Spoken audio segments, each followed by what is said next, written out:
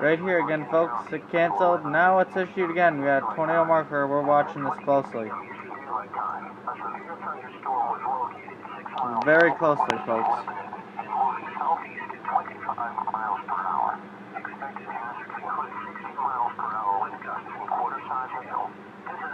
This will be slicing right through Indianapolis, Beech Grove, Southport areas.